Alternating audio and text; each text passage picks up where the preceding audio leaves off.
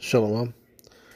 First off, we give all praises, honor, and glory to Yahweh, Ba'ashem Yahushai, Ba'ashem HaKadosh, Yahweh being true name of Heavenly Father, Yahushai being name of His only begotten Son, who the world ignorantly calls God, and Jesus Christ. We give double honors to our apostles, double honors to our elders, a great millstone, who taught us the truth and will well, and salutations to hope like with truth and honesty, sincerity. This is Brother Yosap, coaching to listen to the spirit power of Yahweh Shai, and this lessons to the spirit. Going into words of wisdom, meditating on a few things that's been revealed to me through the Spirit, through experiences, and this walk we call life. Alright, I'm going to start in this precept, this book of Proverbs, chapter 3, verse 5 says, Trust in Yahweh with all thine heart, and lean not unto thine own understanding. In all thy ways acknowledge him, and he shall direct thy paths. Okay, so, when we trust in Yahweh B'Shem Yahushai, we have to remember to not go too far to try to take matters into our own hands and think we understand exactly how things are supposed to move and operate. When we trust in Yahweh B'Shem Yahushai with all our heart, we have to accept if things don't go the way that we're trying to lean on our own understanding on how they should go. Okay? And if you forget that, the Lord will remind you. And you can find yourself overly frustrated in a situation.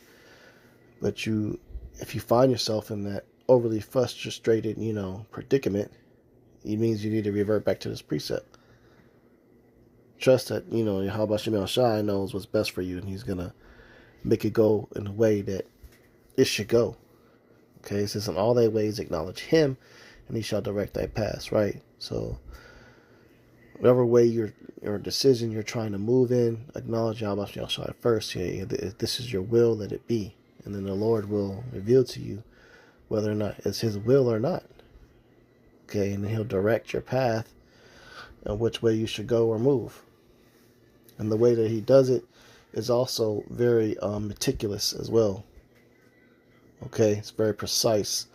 And he does it all things for a specific reason, even though we might not understand that reason. So in the midst of your frustration in the flesh, you're going to be frustrated. You'll be upset, But after, you get through the initial frustration or disappointment or upsetness when things don't go your way, revert back, humble down, and, give all praise to Yahweh B'Shem Yahushai, because he's doing it, for the purpose and the greater good and the way he wants it to be done. Maybe he's letting you go through a situation that might be extremely frustrating, to send a message to you, of how you may not really need that. Okay.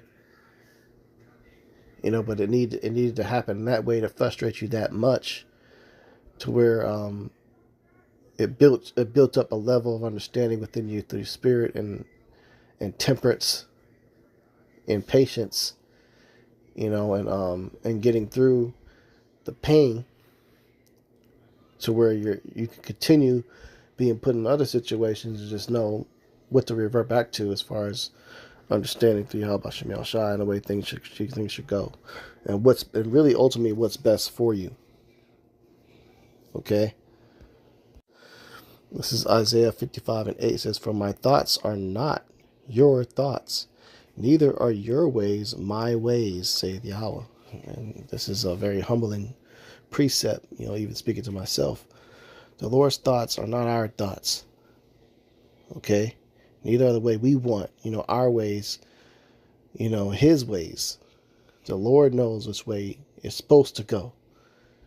So a lot of times we make decisions and we do things and we try to take matters in our own hands, and we may accomplish a certain thing or get something, and we weren't never supposed to have it in the first place. Okay, maybe we just, oversaw a lot of red flags or spiritual signs where the Lord was saying, hey, don't do it, let it go, leave it alone. And we kind of force things. But when we're following the ways of Yahweh B'Shem Yahushai, what that does is that gives you like a spiritual insurance and a backup protection So when you're doing something you ain't got no business, or something's not for you, even though you may think you're achieving it and you may be so close to having it, the Lord might just intervene like, hey, you went too far. You can't see yourself going too far, but this wasn't for you. So he'll intervene and, put a block on it at the last second. Or you might have actually got the item and then Lord just take it away. Because that wasn't his plan for you. And somehow we slipped through the cracks of going too far and actually pursuing and achieving, getting something, and that wasn't for us in the first place. Okay, but we have a built up, investment for that type of protection. And it may not come pretty when that protection kicks in, but we just have to trust in the process and know that this is the way of Yahweh Shem Yahushai. And later on, I guarantee you, it'll be revealed later on. It might take a while, it might take a year or two, but it'll be revealed to you, and you'll get, a premonition or understanding like, oh, that's why the Lord did this. This is why he didn't want me to have it, or this is why he did want me to have this. This is why he allowed this to happen in this specific way. And then you'll see. And you'll just be like, wow. The Wadi Abba Shem Yahushua, that's all you can say at that moment, and give all praises to him and thank him, for moving the way he did to line that up for you, the way it handled and happened. Okay, because certain things, could have been a detriment to you or to your safety, your walk, or been a distraction. So the Lord will move. We'll move on it. And you might not understand in that moment when he moves, and it could just be very devastating to you in that moment. And you just be like, dang, it'd be so devastating. You'd be thinking like, Lord, have you rejected me? Them thoughts will come to you. That's how devastating it can be sometimes. But just have patience and just know that Yahweh Shem Yahushua has your back, man, and he has your best interest. When you're serving him and you're going out to highways and hedges week in, week out, doing this work, this ministry, and you're doing lessons like this on YouTube, and you provide your body a living sacrifice, you tithing, you're studying, you're trying to show yourself approved. The Lord sees all of that, man. All of that. That's not in vain. So the reward for that is he's going to have, them angels guarding you. And things, that ain't for you or it could be a distraction or a detriment to you, he'll remove it or intervene. You got to trust in the process, man.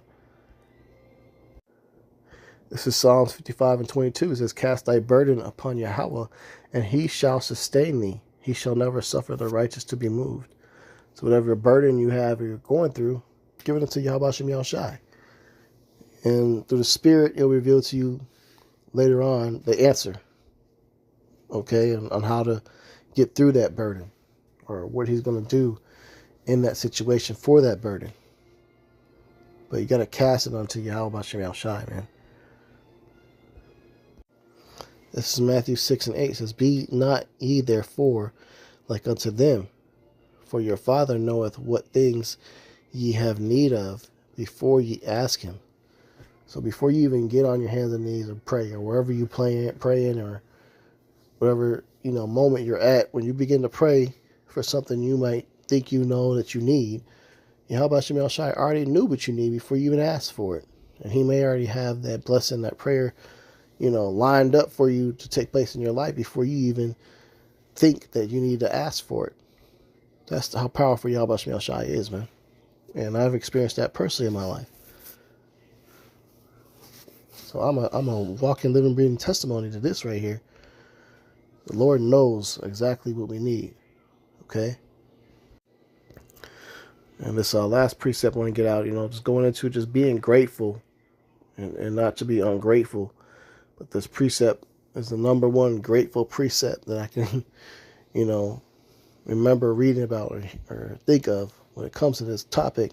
Philippians chapter 4, verse 11 says, not that I speak in respect of want, for I have learned in whatsoever state I am, therewith to be content. Okay, whatever state you are currently, be grateful and satisfied that the Lord, blessed you enough to be in that state where you can have some type of comfort. Because it could be worse. Verse 12 says, I know both how to be abased and I know how to abound.